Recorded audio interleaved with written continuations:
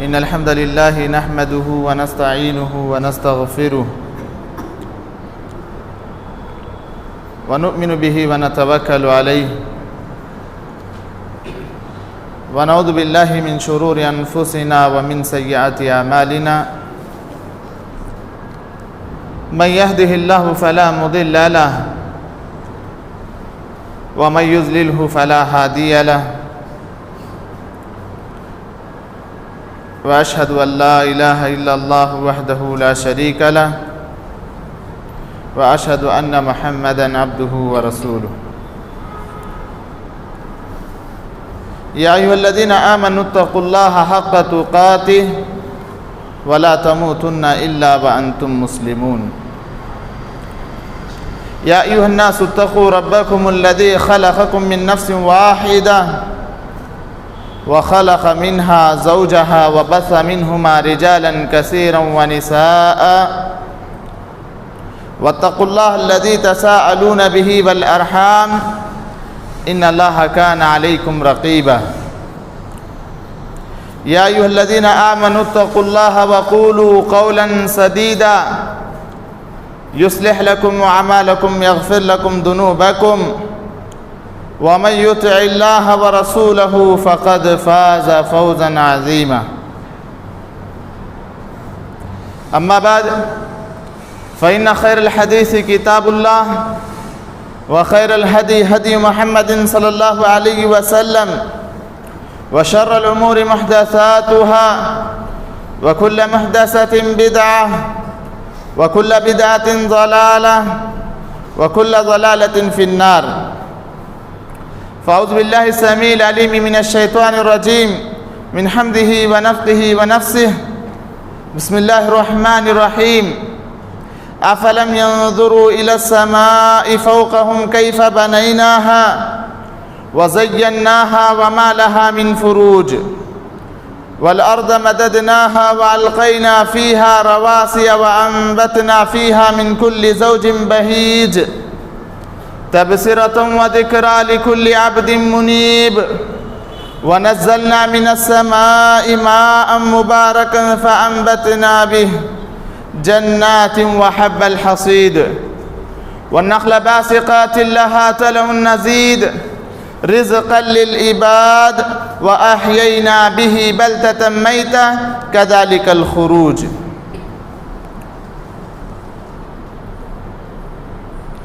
وقال تعالى في موضع آخر فأعوذ بالله السميع العليم من الشيطان الرجيم الأخلاء يومئذ بعضهم لبعض عدو إلا المتقين وقال النبي صلى الله عليه وسلم من أحب لله وأبغض لله وآتى لله ومنع لله فقد استكمل الإيمان رواه أبو داود رب اشرح لي صدري ويسر لي أمري واحلل عقدة من لساني يفقهوا قولي ربی زدنی علما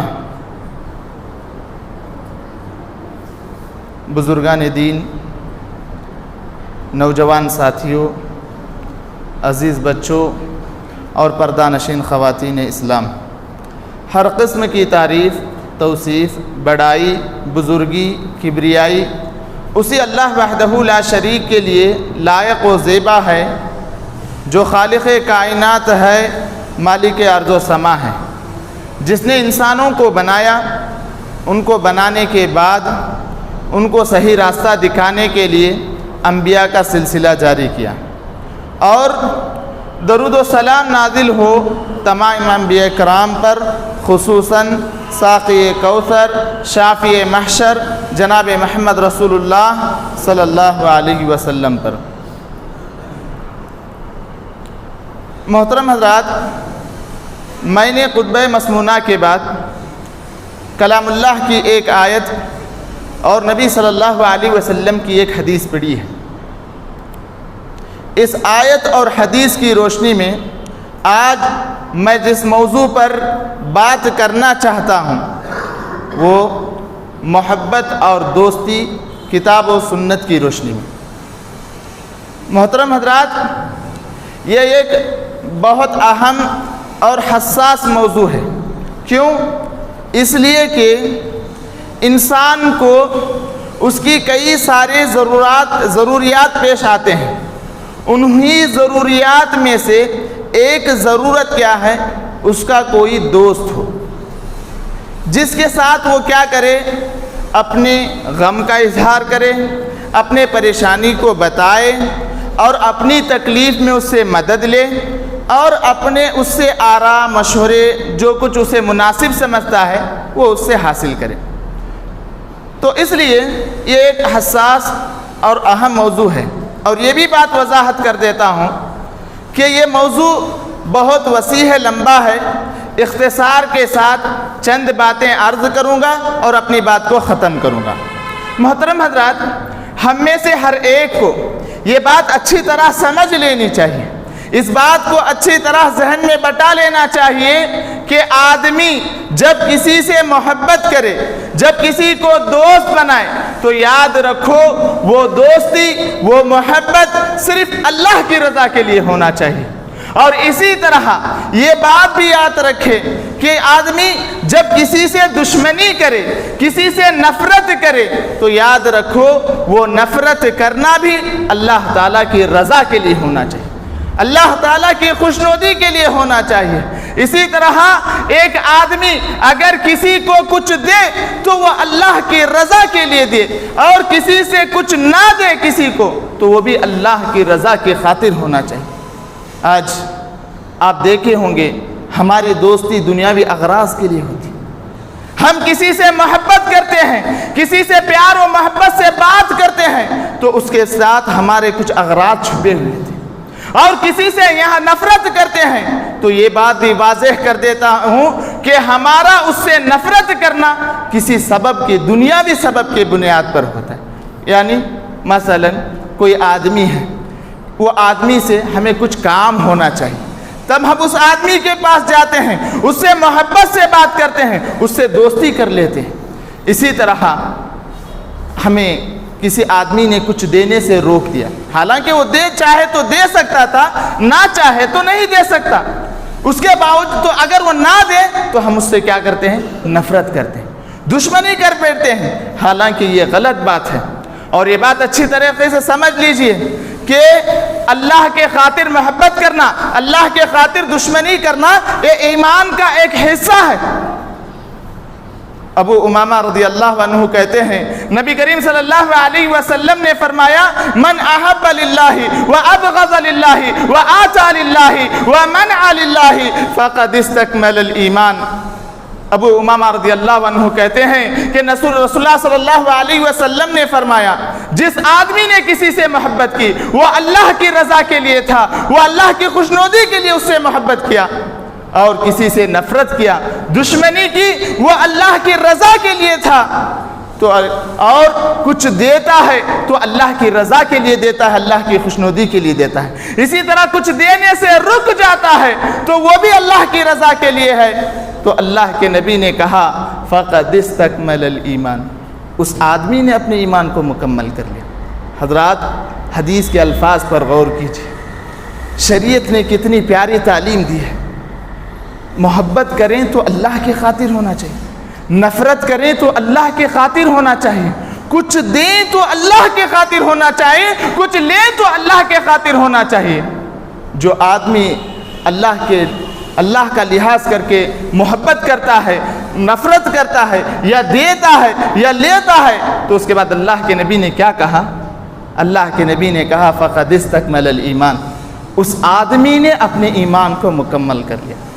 تو اس حدیث سے یہ بات صاف طور پر واضح ہو گئی کہ جو آدمی اللہ کے لیے محبت کرتا ہے اور اللہ کی خاطر نفرت کرتا ہے تو اس نے اپنے ایمان کو مکمل کر لیا، اس کا ایمان مکمل ہو گیا۔ اور میرے بھائیوں، وہ آدمی خوش نصیب ہے جو آدمی اللہ کے خاطر محبت کرتا ہے، اللہ کے خاطر ملتا ہے اپنے دوست سے اور اللہ کے خاطر ہی اس سے جدا ہوتا ہے، تو وہ آدمی خوش نصیب ہے۔ کیسا خوش نصیب؟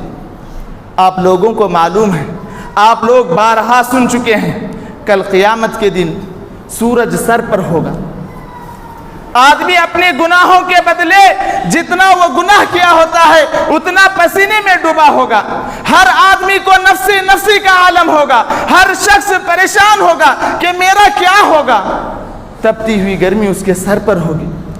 ایسی صورت میں وہ آدمی کو اللہ تعالیٰ کے عرش کا سایہ نصیب ہوگا. کون سا آدمی؟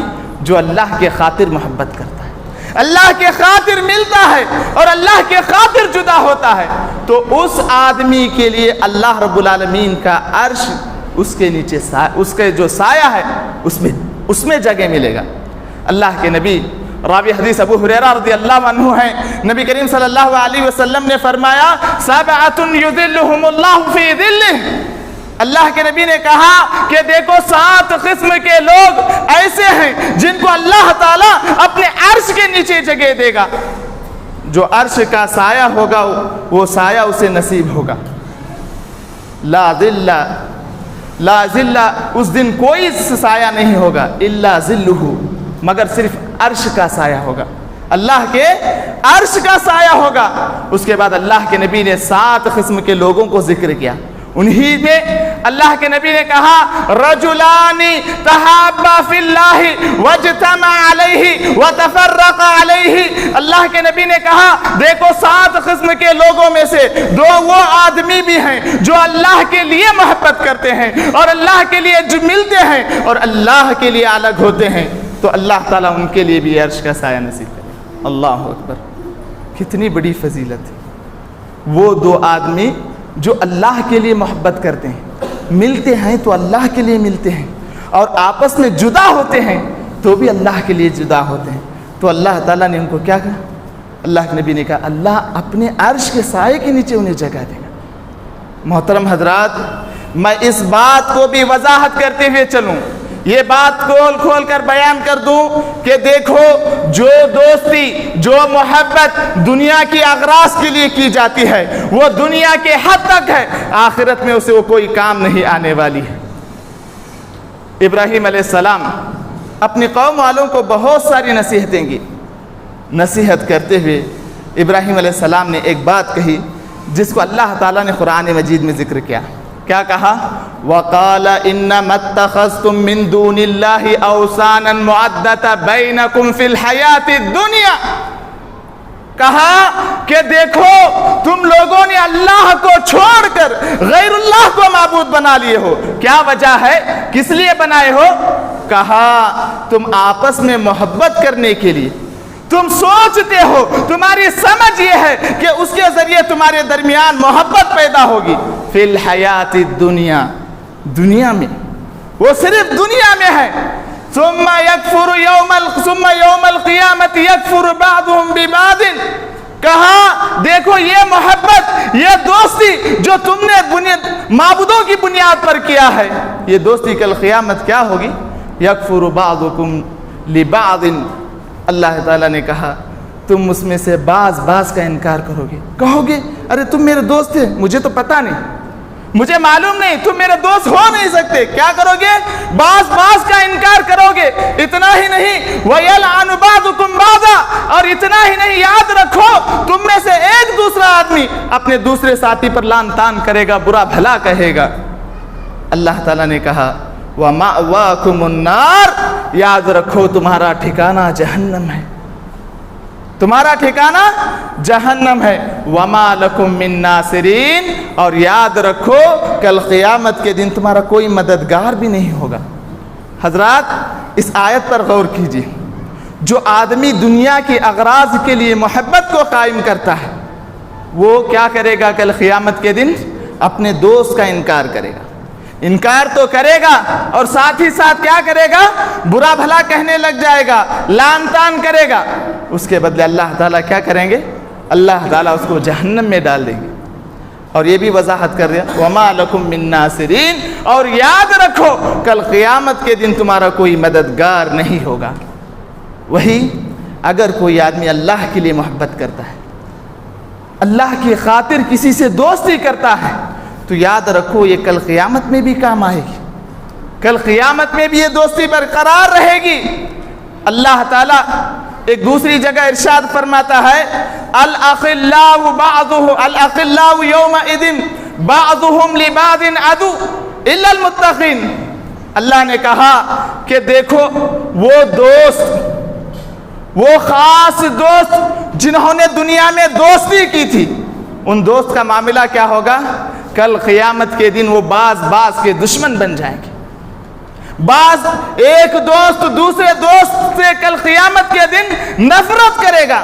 اس کے بعد اللہ تعالیٰ نے ایک جماعت کو، ایک گروہ کو جدا کیا، کہا الا المتقین، مگر وہ لوگ جو اللہ سے ڈرتے تھے، اللہ کا تقوی اختیار کرتے تھے۔ تو اس آیت سے کیا بات معلوم ہے؟ اس آیت سے یہ بات ہمیں صاف طور پر واضح ہو گئی کہ جو دنیاوی اغراض کے لیے دنیا میں محبت کیا تھا، وہ محبت، وہ دوستی کل قیامت میں کام نہیں آئے گی۔ وہی جو پرہیزگار لوگ تھے، اللہ سے ڈرنے والے تھے، اللہ کا تقوی اختیار کرنے والے تھے، جنہوں نے اللہ کی خاطر، اللہ کی رضا کے لیے، اللہ کی خوشنودی کے لیے اپنے دوستوں سے محبت کی تھی، تو وہ محبت کیا ہوگی؟ کل قیامت میں کام آئے گی۔ وہ محبت کل قیامت میں کام آئے گی۔ تو یہ بات اس آیت سے صاف طور پر واضح ہو گئی۔ تو حضرات، بتانا کیا چاہتا ہوں؟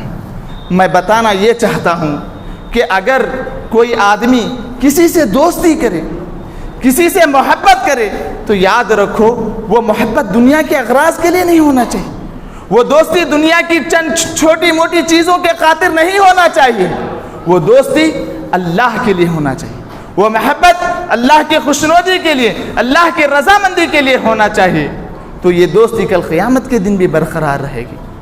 محترم حضرات، آج ہم دوست بناتے ہیں، ہمیں معلوم نہیں کہ کس کو دوست بنانا چاہیے، دوستی اصل کس چیز کی بنیاد پر کی جاتی ہے، یہ چیز ہمیں معلوم نہیں ہے۔ یاد رکھو، اگر کسی آدمی سے دوستی کی جائے تو میں کہتا ہوں کہ وہ دوستی تقوی کی بنیاد پر ہونا چاہیے۔ دیکھنا چاہیے کہ آدمی اللہ سے کتنا ڈرتا ہے، کتنا نمازوں کا پابند ہے، اس کے دل میں اللہ کا خوف کتنا ہے، اس کے اخلاق کیسے ہیں، اس کے عادات کیسے ہیں، اس کا بیٹھنا، رہنا، سہنا کن لوگوں کے ساتھ ہے۔ اس کے بعد انسان کو جب دیکھے کہ اللہ سے ڈرتا ہے، اللہ کے خاطر اللہ کا خوف کھاتا ہے، اللہ کے خاطر دیتا ہے، اللہ کے خاطر لیتا ہے، اس کے اخلاق اچھے ہیں، تو تب انسان کو چاہیے کہ اس سے دوستی کرے۔ یہ میری بات نہیں ہے، ابو سعید خدری رضی اللہ عنہ راوی حدیث ہے۔ اللہ کے نبی ابو سعید خدری رضی اللہ عنہ سے کہا تھا لا تصاحب الا مومنا، کہا کہ دیکھو اے ابو سعید خدری رضی اللہ عنہ، کسی کو ساتھی نہ بناؤ، کسی کو دوست نہ بناؤ، الا مومنا، مگر یہ کہ وہ آدمی پرہیزگار ہو، اللہ سے ڈرنے والا ہو، اللہ کا تقوی اختیار کرنے والا ہو۔ اور آگے کیا کہا؟ وَلَا يَأْكُلْ طَعَامَكَ إِلَّا تَقِيٌّ، کہا کہ دیکھو تمہارا جو کھانا ہے وہ کھانا کوئی ایسا آدمی نہ کھائے جو اللہ سے نہیں ڈرتا ہے۔ تب تم کسی کو کھلانا چاہتے ہو، تمہارا تو اس وقت خیال رکھو کہ تمہارا کھانا ایسا آدمی کھائے جو اللہ کا خوف کھاتا ہے، اللہ سے ڈرتا ہے، اللہ سے پرہیزگاری اختیار کرتا ہے، ایسے آدمی کو تم کھانے پر بلاؤ۔ اتنا ہی نہیں محترم حضرات، اللہ کے نبی جناب محمد رسول اللہ صلی اللہ علیہ وسلم نے واضح مثال دے کر فرمایا اچھا دوست سے کیا فائدے ہوتے ہیں، برے دوست سے کیا نقصانات ہیں، واضح مثال دے کر فرماتے ہیں۔ راوی حدیث ابو موسیٰ اشعری رضی اللہ عنہ کہتے ہیں نبی کریم صلی اللہ علیہ وسلم نے فرمایا انما مثل الجلیس الصالح والجلیس السوء، کہا کہ دیکھو بہترین دوست کی مثال، ایک اچھا دوست کی مثال اور ایک برے دوست کی مثال کیسی ہے؟ کہا اچھے دوست کی مثال کیسے؟ فحامل المسک، کہا جو دوست اچھا ہوتا ہے اس کی مثال یہ ہے کہ وہ عطر فروش کی طرح ہے، جو عطر بیچتا ہے اس کی طرح اس کی مثال ہے۔ کئی کو فوائد بہت زیادہ ہے۔ کیا فائدہ ہے؟ جو آدمی عطر بیچتا ہے، اگر کوئی آدمی اس سے دوستی کرے تو فائدہ کیا ہوگا؟ اما ان یحزیک، یاد رکھو یا تو وہ تم کو ہدیہ دے گا، کیا کرے گا؟ ایک دوست عطر فروش ہے، عطر بیچنے والا ہے، جب تم سے ملے گا تو وہ خوشی میں آ کر اپنے دوست کو بطور ہدیہ تحفے کے طور پر ایک عطر دے دے گا۔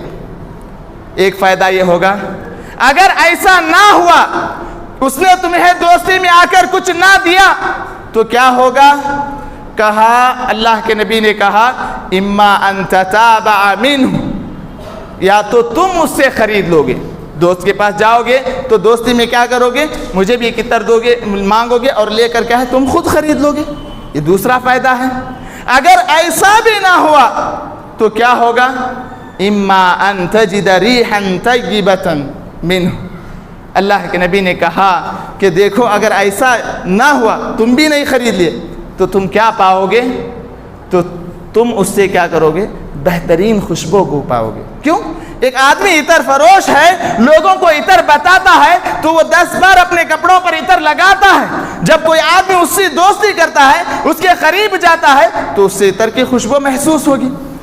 تو یہ اچھے آدمی، اچھے دوست کی مثال دے کر کہا۔ اس کے بعد اللہ کے نبی نے کیا کیا؟ کہا برے دوست کی مثال دے کر کہا اس کی مثال کیسی ہے؟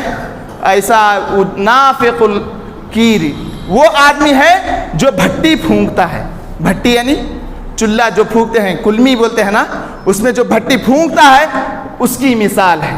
اب آدمی ایسے آدمی کو دوستی کر لے تو کیا ہوگا؟ کہا اما ان یحرق ثیابک، جب تم اس کے پاس جاؤ گے، تم اس کے قریب جاؤ گے تو ہو سکتا ہے کہ ایسا ہو کہ اس کے قریب جانے پر تمہارے کپڑے جل جائیں۔ کیوں؟ ایک آدمی بھٹی پھونکتا ہے تو ہو سکتا ہے کہ ایک چنگاری اس میں سے اڑ کر آئے اور کپڑے جل جائیں۔ اگر ایسا نہ ہوا تو کیا کہا؟ اما ان تجد منہ ریحا خبیثۃ، کہا کہ دیکھو اگر ایسا نہ ہوا، جب تم اس کے پاس جاؤ گے تو یاد رکھو تم اس سے بدبو کو پاؤ گے۔ ایک آدمی بھٹی پھونکتا ہے تو اسے واضح ہے، اس سے گندی بو ہی آئے گی، بدبو آئے گی۔ تو اللہ کے نبی نے کہا برے دوست کی مثال ایسی ہے، تم اس سے بدبو کو محسوس کریں۔ تو الغرض بتانا کیا ہے؟ بتانا یہ ہے کہ آدمی جب کسی سے دوستی کرے تو سوچ سمجھ کر کرنا چاہیے۔ دوستی میں دیکھنا چاہیے کہ اس کا تقویٰ کیا ہے، کتنی نمازیں پڑھتا ہے، اس کے اخلاق کیا ہے، اس کا لین دین کیسا ہے، لوگوں کے ساتھ اس کا برتاؤ کیسا ہے، رشتہ داروں کے ساتھ اس کا سلوک کیسا ہے، یہ تمام چیزیں دیکھنا چاہیے، اس کے بعد دوستی کرنا چاہیے۔ ورنہ یاد رکھو جو آدمی برے دوست کو اپنا دوست بناتا ہے تو یاد رکھو اس کا نتیجہ بھی برا ہے، اس کا نتیجہ بھی برا ہے۔ اگر آپ کو اس کی واضح مثال چاہیے تو یاد کرو ابو طالب کو، یاد کرو ابو طالب کو۔ کیا ہوا؟ ابو طالب کون ہے؟ یہ ابو طالب نبی صلی اللہ علیہ وسلم کے پیارے چچا تھے۔ 10 سال نبی صلی اللہ علیہ وسلم کے سامنے کھڑے رہے، دشمن نبی کریم صلی اللہ علیہ وسلم کو تکلیف پہنچانے سے ڈرتے تھے۔ وجہ کیا ہے؟ وجہ یہ ہے کہ ابو طالب ابھی زندہ تھے۔ ابو طالب نبی صلی اللہ علیہ وسلم کے سامنے ایک ڈھال کی طرح کھڑے ہو گئے، ہر مشکل میں ساتھ دیا۔ آخر میں کیا ہوا؟ 10 سال تک نبی صلی اللہ علیہ وسلم کی خدمت کی۔ نبی صلی اللہ علیہ وسلم کی وفات، ابو طالب کے وفات کا وقت قریب آیا، آخری عالم میں تھے۔ نبی صلی اللہ علیہ وسلم ابو طالب کے پاس جاتے ہیں تو دیکھتے ہیں ابو طالب کے ایک بازو ابو جہل بیٹھا ہوا ہے اور دوسری طرف عبداللہ بن امیہ بیٹھا ہوا ہے۔ دونوں یہ کافر تھے اور کس کے دوست تھے؟ ابو طالب کے دوست تھے۔ اللہ کے نبی دیکھتے ہیں کہ چچا آخری سٹیج میں ہے تو اللہ کے نبی اپنے چچا سے درخواست کرتے ہیں، ریکویسٹ کرتے ہیں، بڑی عاجزی سے طلب کرتے ہیں، کہتے ہیں یا امی قل لا الہ الا اللہ کلمۃ اشہد لک بہا عند اللہ، کہتے ہیں اے میرے چچا جان، اے میرے چچا جان، لا الہ الا اللہ اس کلمے کو ایک مرتبہ کہہ دیجیے۔ اگر آپ یہ کلمہ کہہ دیں اشہد لک عند اللہ، یاد رکھو اس کلمے کے بنا پر میں اللہ رب العالمین کے یہاں حجت قائم کروں گا اور اللہ رب العالمین سے کہوں گا کہ میرے چچا جب انتقال کر رہے تھے تو آخری وقت میں لا الہ الا اللہ کہہ کر انتقال کیا۔ چچا ایک مرتبہ کہہ دیجیے۔ ادھر دونوں ساتھی بیٹھے ہوئے تھے۔ ابو جہل نے کہا اترغب عن ملت عبد المطلب یا ابا طالب، کہا اے ابو ابو طالب کیا تم اپنے باپ دادا کا جو دین ہے، جس دھرم پر تم اب تک باقی تھے، کیا اس دھرم کو، اس مذہب کو چھوڑ کر دنیا سے رخصت ہونا چاہتے ہو؟ آخری عالم میں ہیں، اللہ کے نبی پھر دوبارہ کہتے ہیں اے چچا جان ایک مرتبہ لا الہ الا اللہ کہہ دیجئے، میں اس کے ذریعے اللہ کے پاس تمہاری سفارش کروں گا۔ پھر دونوں نے کہا اے عبد المطلب، اے ابو طالب، تم اپنے باپ دادا کے دھرم کو چھوڑ دو گے؟ اپنے باپ دادا کا جو مذہب ہے جس پر تم اب تک قائم تھے، کیا اس آخری عالم میں اس مذہب کو چھوڑ کر دنیا سے رخصت ہوگے؟ آخر میں کیا ہوا؟ اللہ کے نبی بار بار کہتے رہے، ان دونوں نے بار بار وہی جملہ دہرایا۔ آخر میں ہوا کیا؟ ہوا یہ کہ آخر میں ابو طالب جب مر رہے تھے تو کہا الا ملت عبد المطلب، دیکھو میں اس دنیا سے رخصت ہو رہا ہوں تو یاد رکھو میں عبد المطلب جو میرے باپ تھے ان کے دین پر مر رہا ہوں، ان کے مذہب پر مر رہا ہوں، میں اسلام کو نہیں قبول کرتا۔ چنانچہ اسلام قبول کرنے سے، لا الہ الا اللہ کہنے سے انکار کر دیا۔ اللہ حضرات غور کیجئے، برے ساتھی کا کتنا برا نتیجہ ہوگا۔ کچھ نہ کچھ ان دونوں کا ہاتھ اس میں ضرور ہے، ہدایت دینا اللہ کی طرف سے ہے، لیکن یہاں یہ بات بھی واضح کر دو کہ ان ابو طالب کے اسلام نہ لانے میں ان کے دو ساتھیوں کا کچھ نہ کچھ ہاتھ ہے، کچھ نہ کچھ ان دونوں کا ہاتھ ہے۔ تو کیا ہوا؟ اسلام لانے سے ابو طالب انکار کر دی۔ کس لیے؟ کس کی بات پر؟ دوستوں کی بات پر۔ دوستوں کی بات کو اپنا کر آج ہم لوگ اچھے ساتھیوں کو تلاش نہیں کرتے، برے ساتھیاں بہت سارے ہیں اور ہم لوگ انہی کو ساتھ بناتے ہیں جو ہمارے ہاں میں ہاں ملائے، جو ہمارے ہاں میں ہاں ملائے اور جو جیسا کہے ویسا کرے، دل میں جو بات ہے، جس کے متعلق دل میں بات آ گئی اس سے محبت کرنے لگ جاتے ہیں، اس سے دوستی کرنے لگتے ہیں۔ حالانکہ ایسا نہیں ہونا چاہیے۔ برے ساتھی کا اتنا برا نتیجہ ہے۔ محترم حضرات، یہ تو یہ دنیا کی مثال تھی جس کو میں نے آپ کے سامنے بتایا۔ آخرت میں کیا ہوگا ایسے لوگوں کا؟ آخرت میں ان لوگوں کا کیا ہوگا جو حق آنے کے بعد صحیح دوست کے اپنانے، برے دوست کی بنا پر کیا کر دے؟ حق کو ٹھکرا دے۔ آج ہم میں سے کئی ایسے لوگ ہیں، ان کے پاس صحیح بات آتی ہے، درست بات آتی ہے، معلوم ہوتا ہے کہ یہی صحیح بات ہے، لیکن دوستی میں اس حق بات کو چھوڑ دیتے، درست بات کو چھوڑتے ہیں۔ کیا ہوگا ان کا حشر کل قیامت کے دن؟ اللہ تعالیٰ ایسے لوگوں کا نقشہ قرآن مجید میں کھینچا۔ سورہ فرقان میں اللہ تعالیٰ کہتا ہے یوم یعز الظالم علی یدیہ، اس دن، قیامت کے دن، ایک آدمی اپنے دونوں ہاتھوں کو چبائے گا، اپنے منہ میں لے کر چبائے گا افسوس کرتے ہوئے۔ یوم یعز الظالم علی یدیہ یقول یا لیتنی اتخذت مع الرسول سبیلا، کہے گا اے کاش میں رسول کے ساتھ ہو جاتا، میں رسول کی بات کو اپنا لیتا، رسول کی بات کو مان لیتا۔ یا ویلتا لیتنی لم اتخذ فلانا خلیلا، کہے گا اے کاش اے میری بربادی، اے میری ہلاکت، میں نے فلاں کو اپنا دوست نہ بنایا ہوتا۔ کیوں؟ لقد اضلنی عن الذکر بعد اذ جاءنی، میرے پاس حق بات آ گئی تھی، میرے پاس تو درست بات آ گئی تھی، اس کے باوجود میں نے اس کی بات کو نہیں، بات میں آ کر حق بات کو چھوڑ دیا، درست بات کو ٹھکرا دیا۔ آج مجھے اس کی بنا پر کیا ہے؟ افسوس کرنا پڑ رہا ہے۔ کون کہے گا؟ وہ آدمی جس نے برے دوست کی بنا پر حق کو ٹھکرا دیا، حق بات کو چھوڑ دیا۔ ایسا آدمی کل کیا کرے گا؟ افسوس کرے گا، کہے گا کاش میں رسول کے ساتھ ہو جاتا، اس برے دوست کی صحبت میں نہیں آتا، اگر آج اس برے دوست کی وجہ سے مجھے اتنے برے دن دیکھنا پڑ رہا ہے، میرے ساتھ اتنا برا معاملہ کیا جا رہا ہے، وجہ کیا ہے؟ وجہ یہ برا دوست ہے۔ محترم حضرات، اس آیت کے سلسلے میں شان نزول میں مفسرین لکھتے ہیں یہ آیت عتبہ بن ابی معیط، ایک کافر شخص تھا، اس کے متعلق یہ آیت نازل ہوئی۔ کہا جاتا ہے کہ عتبہ بن ابی معیط یہ کیا تھا، اس کے دل میں اسلام کے متعلق محبت جاگ گئی، یہ چاہتا تھا کہ اسلام قبول کرے، اور بعض روایات میں یہ بھی ہے کہ اس نے اسلام قبول کیا۔ اس نے کیا کرا؟ اسلام کو اپنا لیا۔ جب اس کے حواری، اس کے دوست جو اس کے ساتھی تھے، ان کو معلوم ہوا کہ عتبہ نے کیا کیا ہے، اسلام قبول کر چکا ہے، یا اس کے دل میں اسلام کی محبت جاگ چکی ہے، تو وہ حواری، وہ لوگ جو اس کے اصحاب تھے، اس کے دوست تھے، وہ اس کے پاس آئے، آ کر کہنے لگے ہم نے سنا ہے کہ تم نے دین اسلام کو قبول کر لیا، ہم نے سنا ہے کہ تم نے محمد صلی اللہ علیہ وسلم کی پیروی کی ہے، اور کہا یا کہتے ہیں ہمیں یہ بات معلوم ہوئی کہ تم چاہتے ہو کہ اسلام قبول کرو، ہمیں یہ بات معلوم ہوئی۔ چنانچہ اسے ورگلائے، بہلائے، پھسلائے اور کہا کہ دیکھو ہم تم کو چھوڑنے والے نہیں، ہم تمہارے دوست ہیں، ہم تمہارے ساتھی ہیں، اس بات کو یاد رکھو، ہم تمہیں ہرگز چھوڑنے والے نہیں ہیں۔ کہاں تک؟ یہاں تک کہ تم محمد کے دین سے مرتد ہو جاؤ، یہاں تک کہ تم محمد کے دین کو چھوڑ دو، اس وقت تک ہم تمہارا پیچھا چھوڑنے والے نہیں۔ کون کہہ رہے تھے؟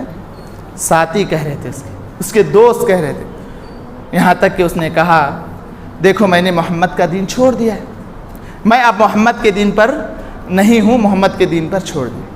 چنانچہ انہوں نے کہا دیکھو عتبہ، ہم تمہاری بات ماننے والے نہیں ہیں، ہم تمہاری بات کی تصدیق کرنے والے نہیں ہیں، یہاں تک کہ تم جاؤ محمد کے پاس، اس کے چہرے پر تھوک دو، اس کے بعد ہمارے پاس آنا، تب جا کر ہم تمہاری بات کی تصدیق کریں گے، تمہاری بات کو مانیں گے۔ ونعوذ باللہ، روایات میں آتا ہے کہ عتبہ نے گیا، جا کر نبی صلی اللہ علیہ وسلم کے چہرے پر تھوک دیا۔ ہاں، نبی کریم صلی اللہ علیہ وسلم کو تھوک نہ لگا، اللہ کے فضل و کرم سے۔ تو چنانچہ اس سے کیا بتانا چاہتا ہوں، اس واقعے سے میں یہ بتانا چاہتا ہوں کہ برے ساتھیوں کا کتنا برا نتیجہ ہے۔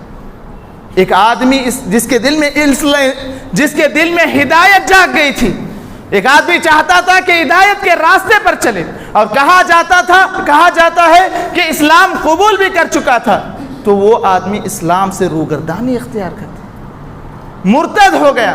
کیا وجہ تھی؟ کس لیے مرتد ہو گیا؟ تو معلوم ہوا کہ اس کے دوستوں نے اس کو ورگلایا، اس کے دوستوں نے اس کو گمراہ کیا۔ تو یہ کتنا برا نتیجہ ہے، برے ساتھیوں کا کتنا برا نتیجہ ہے۔ آج ہم لوگ معاشرے میں کچھ سوچتے نہیں ہیں، سمجھتے نہیں ہیں، جس سے دل کہا دوستی کر لیے، جس سے دل کہا نفرت کر لیے، حالانکہ کچھ ریزن نہیں، کچھ سبب نہیں، کسی بھی سبب کی بنا پر کسی سے دوستی کر لیتے ہیں، اور کسی بھی سبب کی بنا پر کسی سے دشمنی کر لیتے ہیں، حالانکہ شریعت اس کی اجازت نہیں دیتی۔ دوستی کرے تو کس سے کرے؟ تقویٰ کو دیکھا جائے، کتنا اللہ سے ڈرتا ہے، کتنا اس کے دل میں خوف ہے، اس کا رویہ کیا ہے، اس کے اخلاق کیسے ہیں، اس کے عادات کیسے ہیں، اس کے اطوار کیسے ہیں، کتنا اس کے اندر اللہ پرہیزگاری ہے، یہ تمام چیزیں دیکھ کر دوستی کی جاتی۔ ایسے ہی من میں آئے کسی سے دوستی کر لیا، من جب چاہا کسی سے نفرت کر لیا، ایسا نہیں ہونا چاہیے۔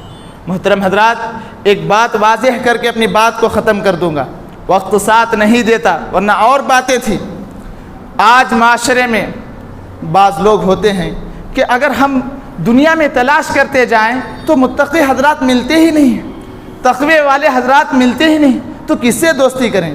یاد رکھو، جس کے پاس جتنا تقوی ہے، جس کے پاس جتنا ڈر ہے، اسی سے دوستی کرنا چاہیے۔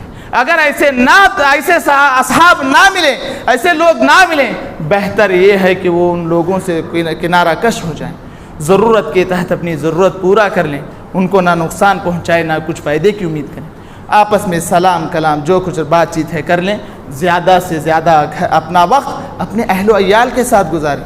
اسلاف کی سیرت کو پڑھ کر دیکھیے، اسلاف کی سیرت کو پڑھ کر دیکھیے۔ عبداللہ بن مبارک رحمہ اللہ ایک بڑے تابعی ہیں، ان کے متعلق آتا ہے کہ یہ آتے لوگوں کو نماز پڑھاتے اور فوراً اٹھ کر چلے جاتے۔ ان کا رویہ کیا تھا؟